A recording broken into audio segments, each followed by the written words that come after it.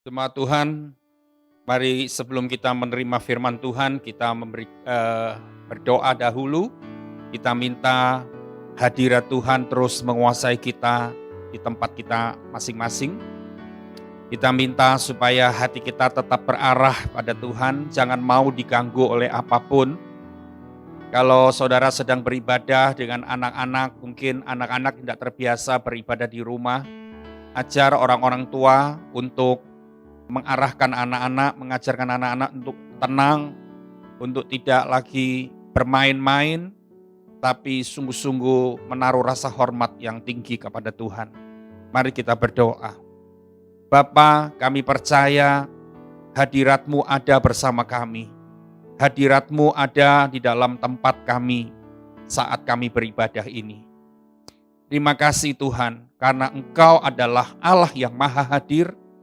Engkau hadir di tempat di mana ada 2-3 orang berkumpul, maka Engkau ada di tengah-tengah mereka. Terima kasih Bapa, terima kasih, ajar kami kembali dengan kebenaran-Mu, dan kami minta supaya kebenaran-Mu itu yang mengikat kami. Hidup kami tidak diikat oleh keduniawian, hidup kami tidak diikat oleh dosa, hidup kami tidak diikat oleh pelanggaran, tetapi hidup kami diikat oleh kebenaran, oleh kekudusan-Mu Tuhan.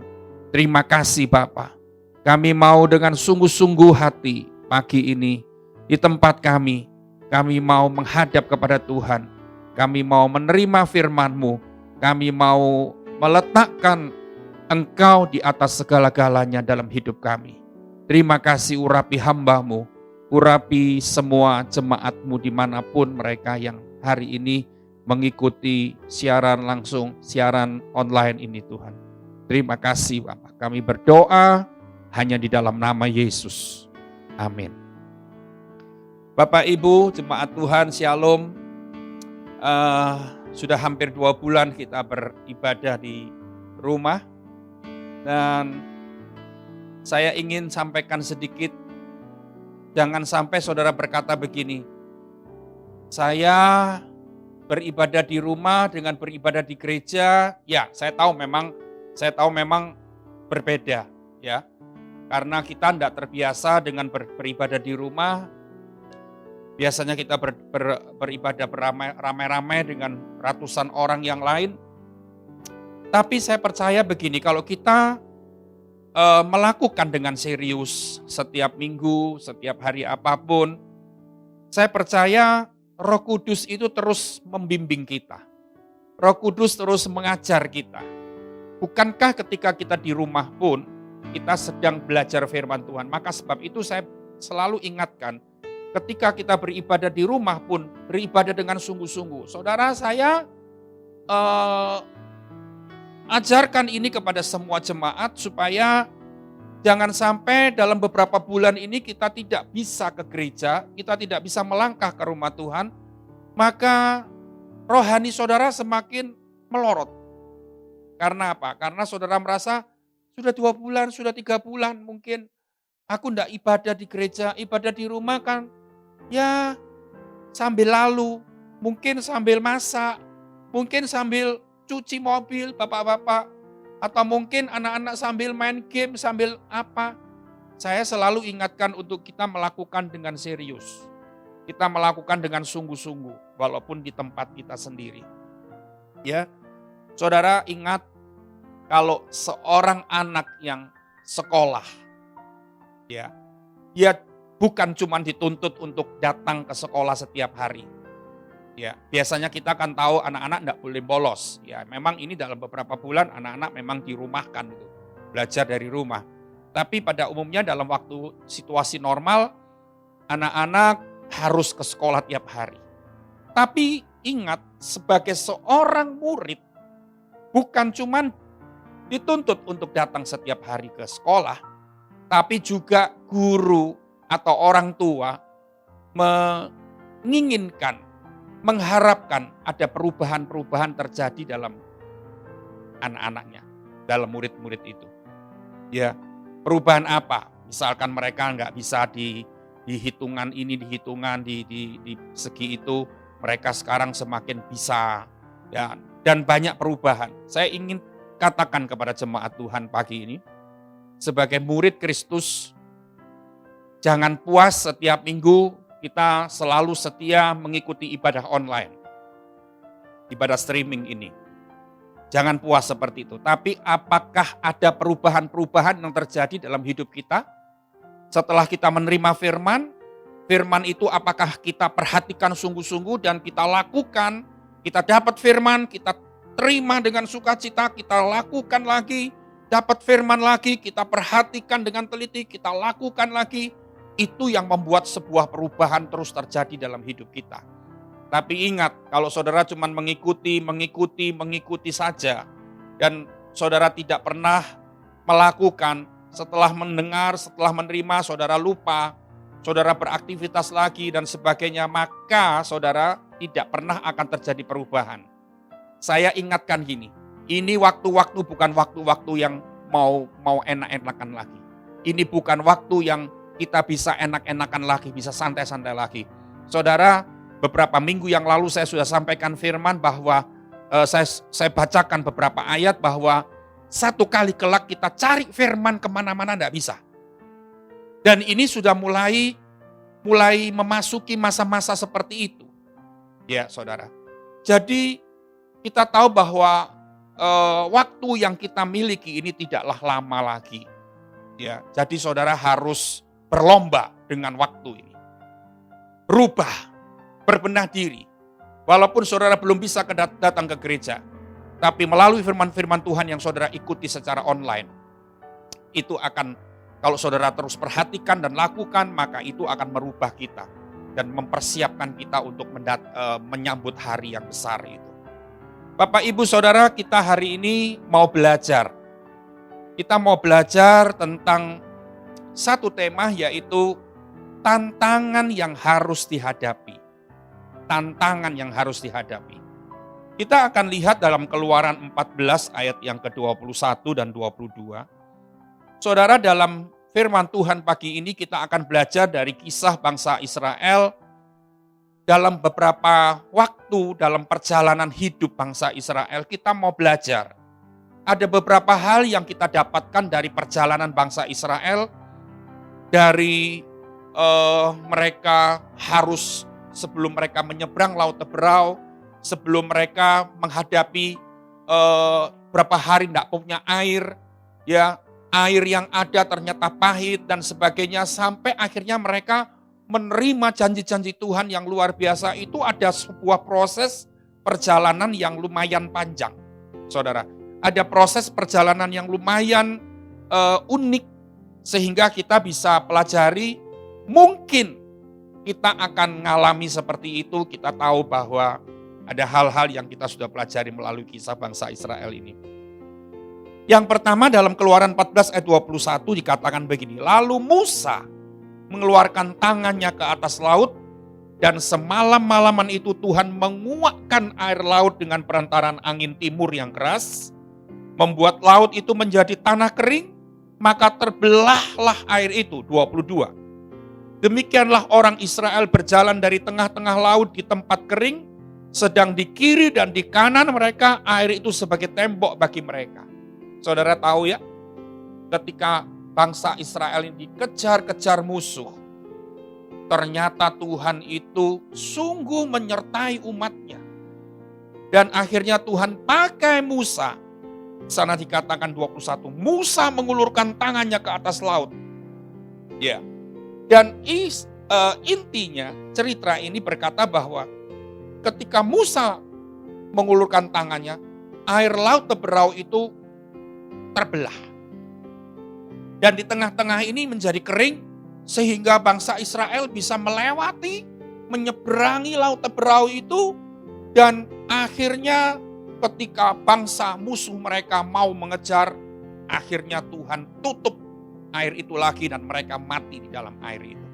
Saudara, kita tahu bahwa dalam perjalanan hidup kita ini tidak ada yang bisa memprediksi.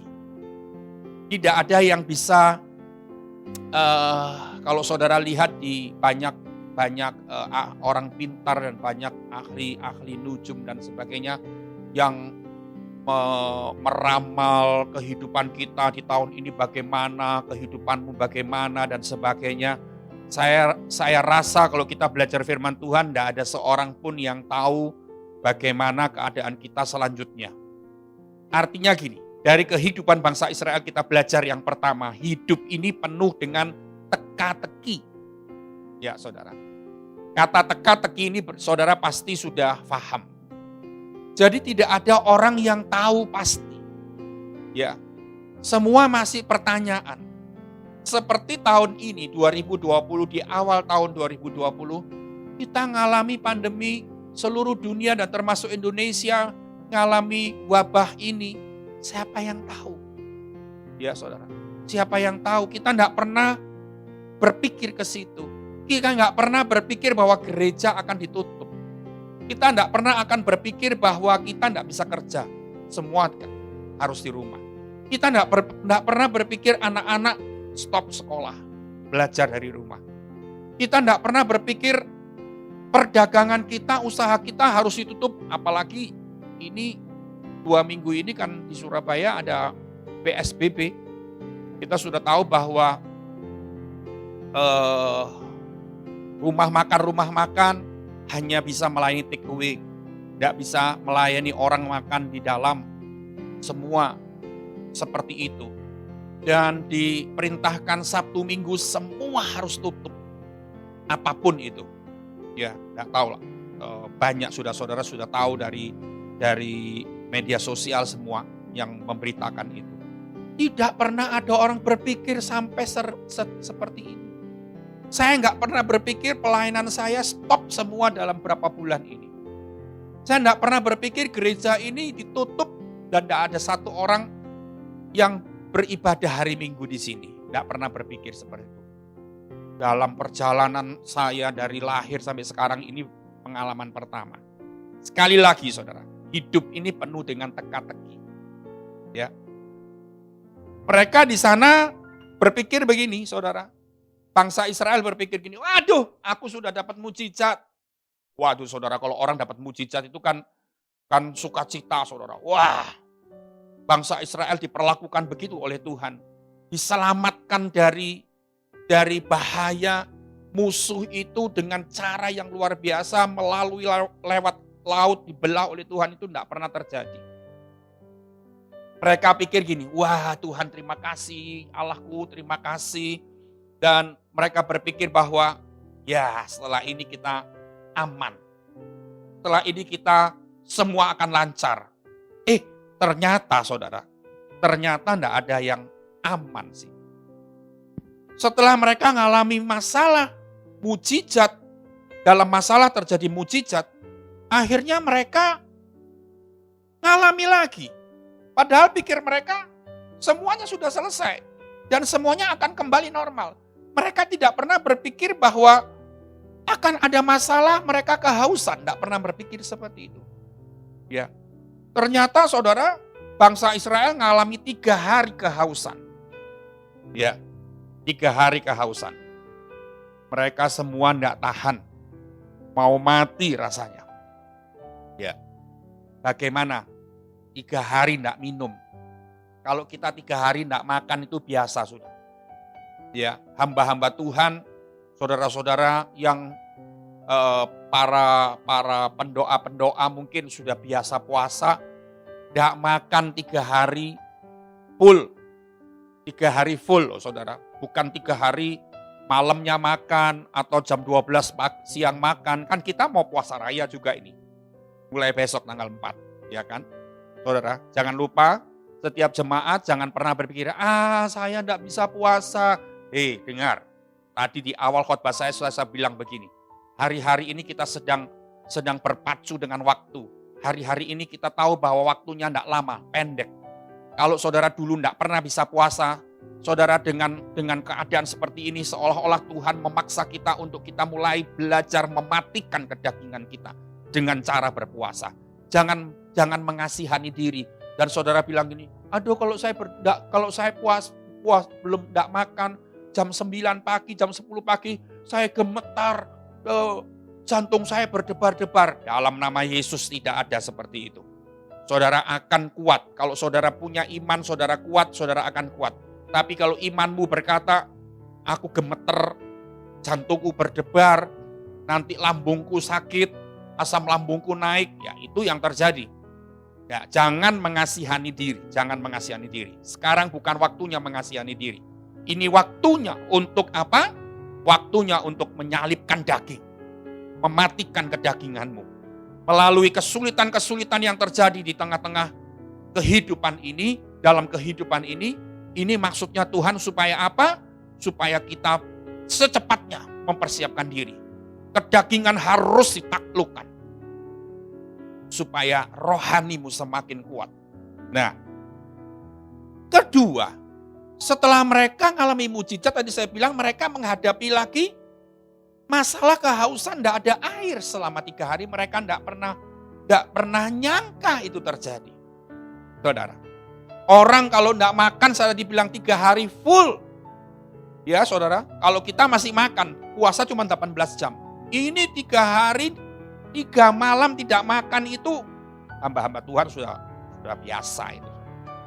Ya, dan bobot langsung turun, langsung turun itu. Mungkin dalam 3 hari 3 malam tidak makan, itu bisa turun langsung 5 kilo dalam 3 hari. Ya, saudara. Tapi 3 hari tidak minum, ini masalah. Ini sesuatu yang kita benar-benar jarang menghadapi. Karena kalau 3 hari 3 malam tidak makan, tapi kita bisa minum air putih. 3 hari tidak makan, 3 hari tidak minum, ini membuat mereka emosi. Wah saudara, kalau orang emosi gimana? Lupa diri, marah-marah. Sama dengan bangsa Israel, mereka marah-marah dengan Musa. Musa dimaki-maki. Saudara, Musa dituding-tuding. Musa dikerotok orang banyak. Berapa jumlah orang Israel? Berapa juta itu? Musa kewalahan menghadapi mereka. Tapi saudara, ketika mereka mulai berjalan terus, lalu akhirnya mereka sampai di kota yang bernama, di tempat yang bernama Mara. Di situ ternyata mereka melihat air. Bayangkan 3 hari tidak minum, melihat air. Bayangkan bagaimana sukacitanya seseorang. Saudara, kalau 3 hari 3 malam tidak makan, lalu waktu mau buka puasa setelah 3 hari, itu kita lihat makanan apapun, wah itu nikmat sekali. Saudara. Tetapi saudara tahu, ketika bangsa Israel lihat air, ternyata mereka rebutan mau ambil air untuk mereka minum. Ternyata airnya pahit.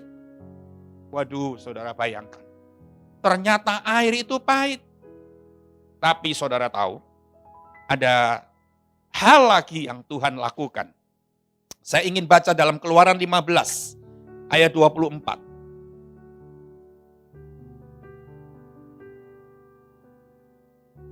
Saya mau baca dari Keluaran 15 ayat yang ke-23 dahulu. 23 berkata, sampailah mereka ke Mara, tetapi mereka tidak dapat meminum air yang di Mara itu karena pahit rasanya. Itulah sebabnya dinamai orang tempat itu Mara. 24. Lalu bersungut-sungutlah bangsa itu kepada Musa, kata mereka, apakah yang akan kami minum? Mereka berkata begini, kami ini sudah 3 hari tidak minum, sekarang ketemu airnya pahit, terus kapan kami ini minum? Seperti itu. Maka ayat 25 bilang begini, Musa berseru-seru kepada Tuhan, dan Tuhan menunjukkan kepadanya sepotong kayu. Musa melemparkan kayu itu ke dalam air, lalu air itu menjadi manis. Perhatikanlah saudara, perhatikanlah. Ketika mereka marah-marah sama Musa, saudara, ternyata saudara tahu, Musa ini berseru kepada Tuhan. Berseru kepada Tuhan dan Tuhan kasih cara yang unik. Makanya saudara tahu, kita ini dalam menghadapi masalah, jangan kebiasaan kalau menghadapi masalah selalu dengan marah, selalu dengan ngomel, selalu dengan emosi. Stop, jangan suka begitu. Itu manusia lamamu dulu. Itu kehidupan lamamu dulu. Kalau saudara menghadapi segala macam masalah, Coba belajar tenang. Belajar tenang dulu. Belajar diam di kaki Tuhan. Minta hikmat Tuhan, tuntunan Tuhan. Jangan langsung emosi seperti mereka, bangsa Israel. Nah, saudara tahu, akhirnya Tuhan kasih cara yang unik. Tuhan itu kan sumber hikmat. Tuhan itu pusatnya hikmat dan tidak ada hikmat manusia di dunia ini yang bisa menyamai hikmatnya Tuhan. Tuhan kasih sepotong kayu itu dilempar oleh Musa di air itu, langsung air itu menjadi manis. Pelajaran yang kedua dari bangsa Israel ini kita belajar begini. Ternyata tantangan itu merubah yang pahit jadi manis. Ya, tadi yang pertama, kehidupan ini penuh dengan teka-teki. Penuh dengan sesuatu yang samar-samar nggak bisa diprediksi. Yang kedua, ternyata kalau saudara menghadapi tantangan, jangan pernah dengan emosi menghadapinya, dengan gusar, dengan marah dan sebagainya. Ya, karena tantangan hidup yang kita alami itu memang pahit. Tapi ternyata Tuhan bisa ubah jadi sesuatu yang manis. Saudara. Haleluya. Sebab itu jangan mau diombang-ambingkan perasaan hatimu dengan apa yang terjadi. Jangan mau diombang-ambingkan kalau ada sesuatu langsung kita marah. Kita langsung lupa diri. Jangan. Ya, ada sesuatu, belajar tenang. Belajar berpikir, kenapa ini terjadi? Kalau ini memang caranya Tuhan mendewasakan aku, oh aku bersyukur. Tapi kalau ini ada kesalahan dalam pihakku, aku mau berbenah, aku mau berubah. Nah saudara, kita akan lihat sekarang. Yang kedua tadi, tantangan itu merubah yang pahit menjadi manis. Yang ketiga sekarang. Saudara, yang ketiga ini begini. Tadi kita sudah baca bahwa ketika Musa itu berseru kepada Tuhan, langsung Tuhan kasih jawaban. Langsung Tuhan kasih jawaban. Kita kan mau seperti itu. Saudara pasti nggak mau kita berseru sama Tuhan. Ternyata nggak ada jawaban. Seolah-olah Tuhan itu tuli. Seolah-olah Tuhan itu bisu mungkin. Seolah-olah Tuhan itu nggak punya cara lagi untuk nolong kita. Bukan begitu. Rahasianya di sini. Kenapa ketika Musa berseru, Tuhan langsung jawab? Karena begini.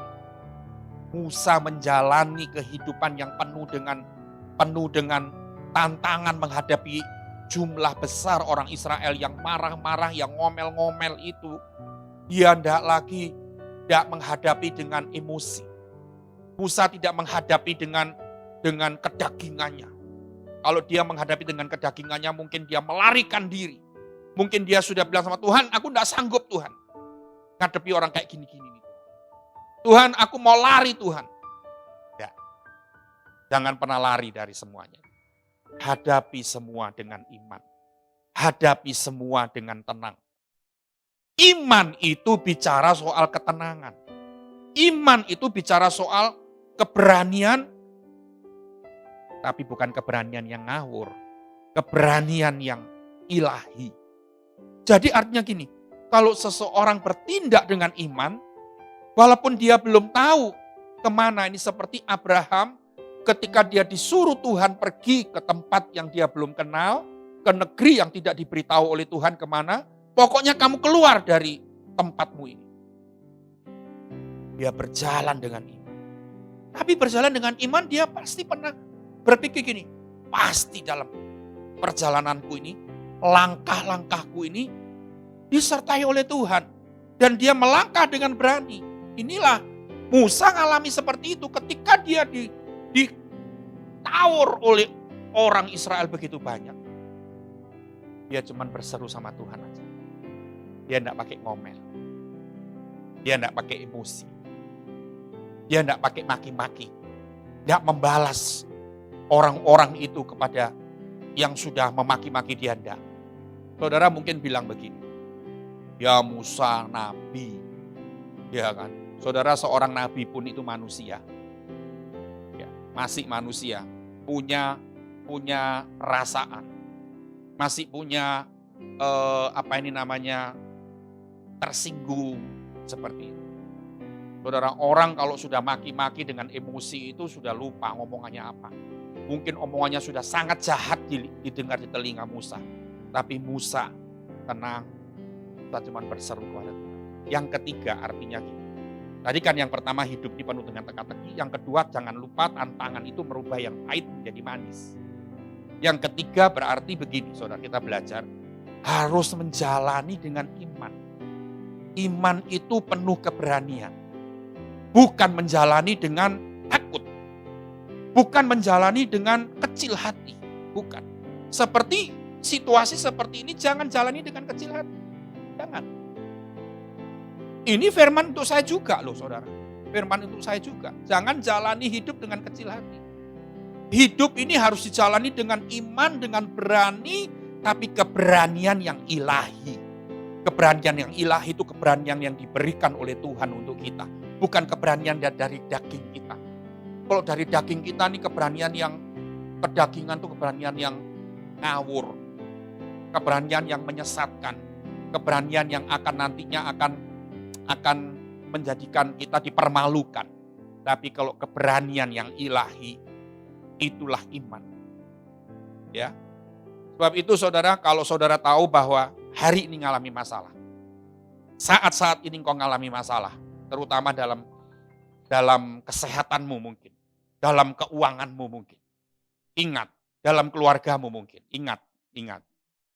Kalau Tuhan sudah pernah menolong di waktu yang lalu, Tuhan akan menolong juga. Jangan pernah ngomel. Banyak orang gini, sambil ngomel sambil berseru sama Tuhan. Ini bukan dengan iman. Sambil ngomel sambil berseru sama Tuhan. Saudara tahu, seruanmu enggak ada efeknya di hadapan Tuhan. Seruanmu enggak ada kuasanya. Tapi kalau kita seperti Musa melakukan, enggak usah pakai ngomel, enggak usah pakai emosi. Murni aja berseru sama Tuhan. Kalau engkau mau nangis sama Tuhan. Kalau engkau mau berseru sama Tuhan. Kalau engkau mau meraung sama Tuhan. Ya, murni sama Tuhan. Kalau kamu mau berharap sama Tuhan, enggak usah berharap sama manusia. Manusia siapa sih yang bisa diharapkan? Enggak bisa. Saudara. Ya. Nah, kalau kita murni melakukan semuanya itu hanya kepada Tuhan, maka seruan kita nih berkuasa. Langsung Tuhan kasih jalan keluar. Nah, saudara, yang keempat kita lihat sekarang. Dari Keluaran 15 ayat yang ke-27. 15 ayat 27, Keluaran 15:27. Di sana dikatakan begini. Sesudah itu sampailah mereka di Elim. Saudara tahu. Sesudah itu tuh artinya gini. Sesudah ngalami bahaya di Laut Teberau, setelah ngalami bahaya kehausan, setelah ngalami air yang pahit, dan akhirnya mereka dapatkan air yang manis, akhirnya sampailah mereka di Elim, kata ayat 27. Di sana ada 12 mata air dan 70 pohon korma. Lalu berkemahlah mereka di sana di tepi air itu. Saudara, tadinya 3 hari tidak punya air. Sekarang Tuhan kasih 12 mata air. Artinya gini, tidak kurang-kurang. Limpah-limpah. Saudara, mungkin saudara bilang ini hari-hari ini aku kering Pak, kering. Tidak ada yang kami mau makan, tidak ada persediaan apa-apa, tidak ada persediaan uang. Semua sudah habis, semua sudah ludes. Sampai kapan wabah COVID-19 ini? Saudara, kalau engkau tetap jalani dengan iman, dengan keberanian yang ilahi. Artinya gini, saudara berjalan dengan berani. Karena Tuhan menyertaimu. Tidak usah emosi, tidak usah marah-marah. Gak usah putus asa, gak usah takut, jalani dengan iman. Hidup ini, Tuhan akan kasih 12 mata air sama kamu. Enggak macam-macam loh, 12 mata air. Dan di sana dikatakan 70 pohon korma. Ini arti rohaninya luar biasa bagus. Saudara, di sana Tuhan limpahkan semua yang sudah dijanjikan. Limpahkan semua yang kita butuhkan.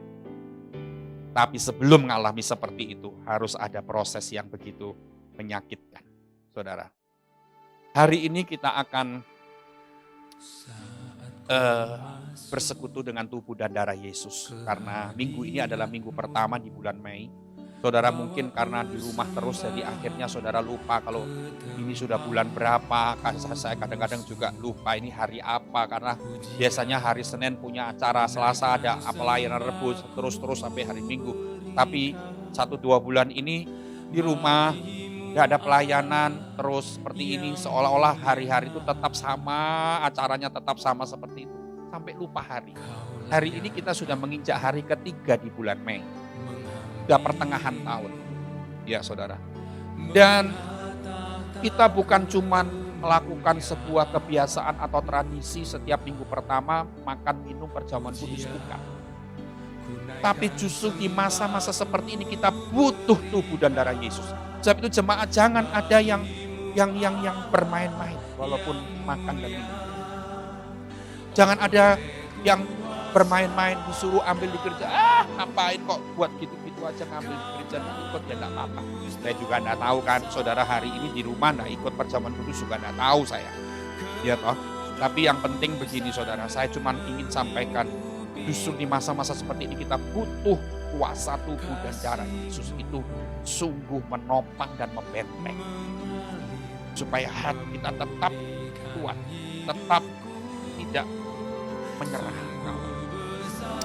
Haleluya. Saya percaya saudara sudah mempersiapkan beberapa hari yang lalu dan hosti dan darah Yesus sudah ada di sekitar saudara, di rumah saudara sekarang. Mari kita berdoa sebentar supaya firman Tuhan ini boleh sungguh bekerja di hati kita. Haleluya Tuhan. Aku tahu perjalanan hidup kami ini harus mengalami proses sebelum kami meraih elim. Sebelum kami meraih janji-janji yang limpah itu. Tuhan, kami percaya pagi ini Engkau sudah mengajarkan lagi kepada kami. Untuk kami sungguh-sungguh tahu bahwa tantangan hidup yang kami alami ini bukan membuat kami binasa, tetapi membuat kami melihat sesuatu yang pahit bisa diubah menjadi yang manis. Kami diajarkan untuk kami berjalan dengan keberanian yang ilahi. Dengan iman kami kepada Tuhan. Haleluya. Kami tahu Tuhan, hidup kami tidak bisa berbuat apa-apa tanpa Engkau. Bapa, kami sekarang mempersiapkan tubuh-Mu dan darah-Mu yang kami sudah sediakan beberapa hari ini. Engkau kiranya menjamah setiap hati kami. Tuhan, melalui tubuh dan darah-Mu Engkau mempersatukan keluarga kami. Tuhan, keluarga kami mungkin dalam beberapa hari mungkin sempat terjadi konflik, sempat terjadi gesekan antara anggota keluarga yang ada. Karena mungkin kami bosan di rumah atau mungkin kami mengalami banyak hal kehidupan yang di dalam kekurangan sehingga kami gampang untuk tersulut emosi kami. Tapi melalui tubuh dan darah Yesus pagi hari ini, biar tubuh dan darah-Mu mempersatukan kami lagi, mengikat kami lagi. Tidak ada pertengkaran dalam keluarga kami, tidak ada permusuhan dalam keluarga kami. Yang ada adalah kesehatian, kesatuan. Tuhan, kami percaya Roh-Mu yang mengikat kami satu keluarga melalui tubuh dan darah-Mu hari ini. Haleluya, haleluya, haleluya. Saudara boleh mulai ambil tubuh Kristus dengan percaya dan iman tanpa bermain-main. Haleluya, haleluya, haleluya. Saudara, kalau sudah ada di tanganmu tubuh Kristus ini, mari kita angkat dengan tangan kanan kita dengan penuh rasa hormat kepada Tuhan. Tuhan, Kami sedang mengangkat tubuh-Mu di tangan kanan kami. Haleluya, haleluya. Pengorbanan-Mu tidak terbatas. Pengorbanan-Mu itu sungguh yang kami rasakan selama ini. Pengorbanan-Mu itu berdampak sampai detik ini untuk kami masing-masing. Tapi justru saat ini kami harus menghadapi banyak masalah dalam kehidupan, dalam keuangan, dalam keluarga, dalam kesehatan kami.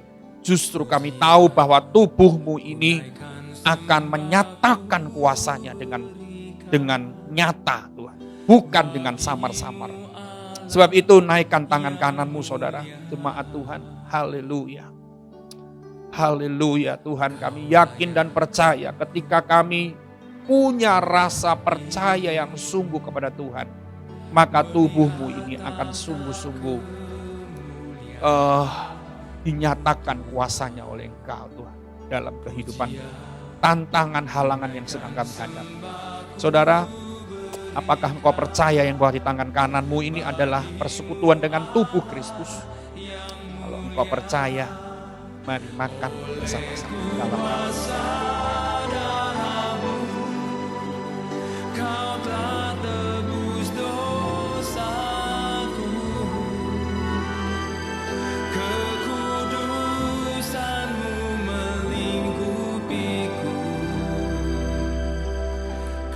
Kalau saudara sudah selesai makan tubuh Kristus, mari kita angkat cawan anggur ini. Kita angkat darah Yesus. Tetap dalam keseriusan, tetap dalam hadirat Tuhan. Hari ini apa yang kau butuhkan dengan keluarga-keluargamu, saya tidak tahu sebagai seorang manusia.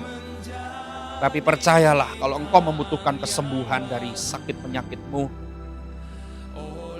yakin bahwa darah Yesus ini obat dari segala obat. Jamu dari segala jamu. Yang sungguh menyembuhkan bukan untuk sementara, tapi untuk seterusnya. Dan kesembuhan yang dari Tuhan ini sempurna adanya.